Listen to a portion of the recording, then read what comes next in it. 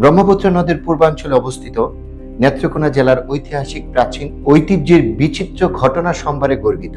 গারো পাহাড়ের পাদদেশ লেহন করে একে বেঁকে চলা কংস, সোমেশ্বরী, গণেশ্বরী, মহেশ্বরী, গোড়াউত্রা নদী সহ অন্যান্য শাখা নদী নিয়ে বর্তমান নেত্রকোনা জেলার জলধারার উদ্ভব। আজ কথা বলবো নেত্রকোনায় সংগঠিত ঐতিহাসিক টঙ্ক আন্দোলন বা কৃষক বিদ্রোহ নিয়ে। টঙ্ক আন্দোলন বা কৃষক বিদ্রোহ ব্রিটিশ ও জমিদার প্রথা উচ্ছেদের দাবিতে বৃহত্তর উত্তর ময়মনসিংহের কৃষকগণ সুদীর্ঘ 13 বছর পর্যন্ত সংগ্রাম আন্দোলন চালিয়ে যায়। এটি কৃষক বিদ্রোহ বা টঙ্ক আন্দোলন নামে পরিচিত। আন্দোলনের প্রাণশক্তি ছিল আদিবাসী কৃষকগণ, বিশেষ করে হাজং আদিবাসীগণ, যেমন ললিত সরকার হাজং, বিপিন গুণ, পরেশ হাজং, রেবতী অশ্বমণি ও রাসমণির নেতৃত্বে এ আন্দোলন সংগঠিত হয়।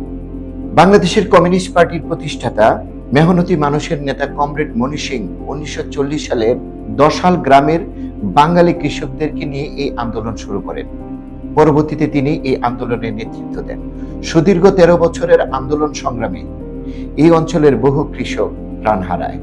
এই আন্দোলনে রানীমাতা রাসমণির ভূমিকা। রাসমণি হাজং ছিলেন টঙ্ক বা কৃষক আন্দোলনের অন্যতম নেত্রী। তিনি 1898 সালে ধোবাউড়া উপজেলায় বেদিকুড়া গ্রামে জন্মগ্রহণ করেছিলেন। তিনি জমিদার ও ব্রিটিশদের বিরুদ্ধে কৃষক ও মেহনতি মানুষের অধিকার আদায়ের জন্য সংগ্রাম করেছেন।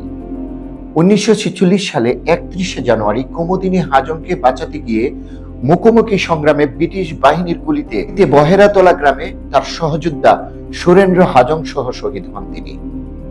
রাসমণি ও সুরেন্দ্র হাজং টঙ্ক আন্দোলনের প্রথম শহীদ ছিলেন। রাসমণির হাতে দায়ের আঘাতে 2 জন ব্রিটিশ পুলিশ নিহত হয়। এই বীর যোদ্ধার স্মরণে হাজংলতা রাসমণি মেমোরিয়াল ট্রাস্ট একটি স্মৃতিসৌধ নির্মাণ করেছেন। প্রতি বছর 31 জানুয়ারি রাসমণি দিবস ও টঙ্ক শহীদ দিবস পালন করা হয়। এতক্ষণ সঙ্গে থাকার জন্য কৃতজ্ঞতা। ধন্যবাদ সবাইকে, ভালো থাকবেন।